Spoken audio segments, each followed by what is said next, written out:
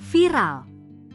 Sekelompok pria berzikir di Candi Prambanan, pengelola klarifikasi. Sebuah video yang memperlihatkan sekelompok orang melantunkan zikir di kawasan Candi Prambanan viral di media sosial. Dalam rekaman tersebut, sejumlah pria tampak duduk berjejer di dekat bangunan candi sambil melafalkan zikir dan kalimat thayyibah, disaksikan pengunjung lain yang berada di sekitar lokasi. Narasi yang beredar menyebutkan aktivitas tersebut berlangsung di area pelataran Candi Prambanan, Sleman, Daerah Istimewa Yogyakarta. Beberapa orang terlihat merekam momen itu, yang kemudian memicu beragam reaksi publik di dunia maya. Menanggapi video viral tersebut, Injourney Destination Management yang menaungi PT Taman Wisata Candi, TWC, sebagai pengelola kawasan, menyampaikan klarifikasi.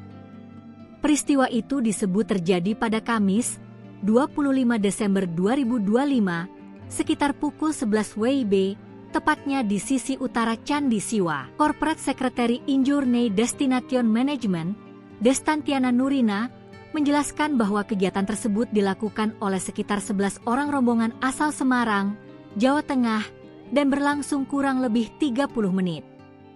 Pihak pengelola menyampaikan permohonan maaf atas kejadian tersebut dan ketidaknyamanan yang ditimbulkan. Injourney Destination Management bersama PT TWC dan Balai Pelestarian Kebudayaan Wilayah X berkomitmen meningkatkan pengawasan terhadap aktivitas wisatawan agar tetap selaras dengan norma, kaidah, serta nilai-nilai luhur Candi Prambanan sebagai situs cagar budaya Hindu terbesar di Indonesia. Menurut Destantiana, pengelola menghormati setiap bentuk ekspresi spiritual dan niat ibadah masyarakat.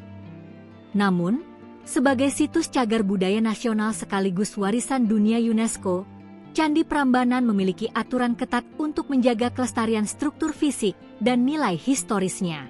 Pengelola juga mengajak seluruh wisatawan untuk menghormati keberadaan Candi Prambanan sesuai prinsip pelestarian dan pariwisata berkualitas, sehingga destinasi ini tetap menjadi simbol harmoni, toleransi, dan nilai luhur bangsa Indonesia.